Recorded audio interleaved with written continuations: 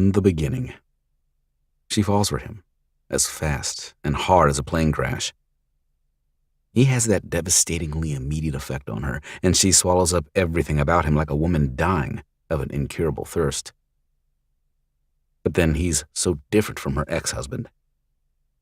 This man, this ambitious young man, he offers something so different from the tight, pit-in-the-chest, lonely relationship she's endured for 6 long years.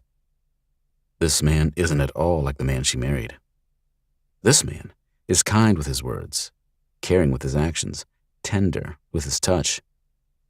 When he makes love to her, he does so unselfishly and with a power so focused on her and her alone that it takes her breath away.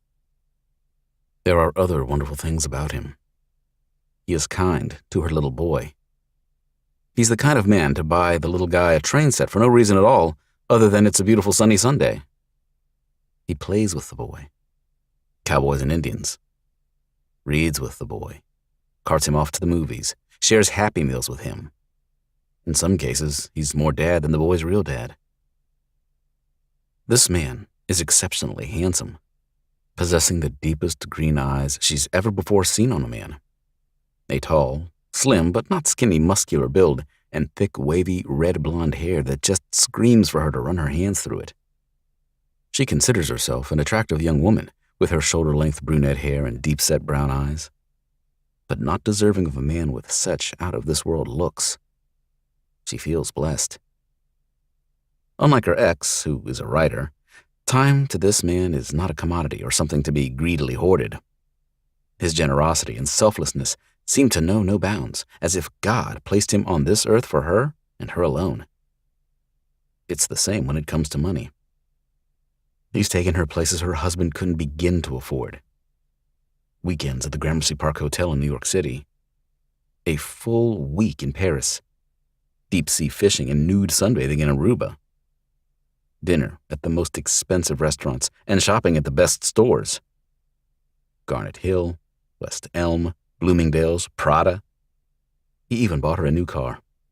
A fire-engine red Volvo station wagon, which he claimed would be a safer ride for her and her little boy than the 5-year-old Toyota Corolla she's used to driving around town.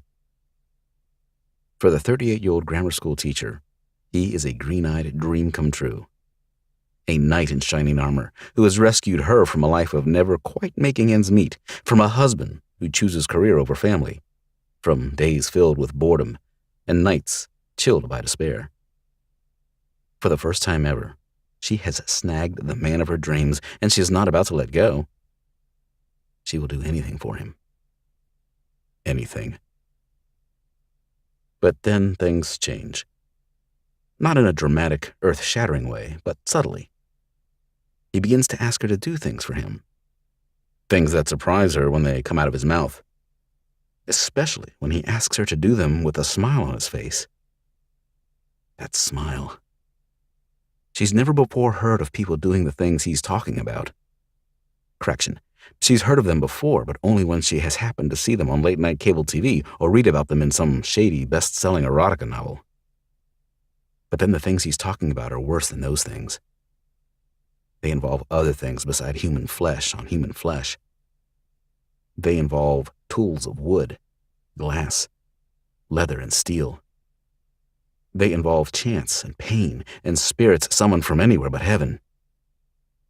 He doesn't demand her to do these things with him. He merely asks her to explore the idea of doing them, to explore the possibilities, to explore the depths of her sensuality.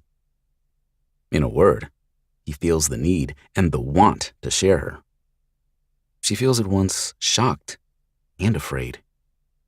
But then she feels confusion too. She reasons with herself that perhaps he is just being playful. Deviant, but playful. That there is no harm in what he is suggesting. She's an adult, and so is he.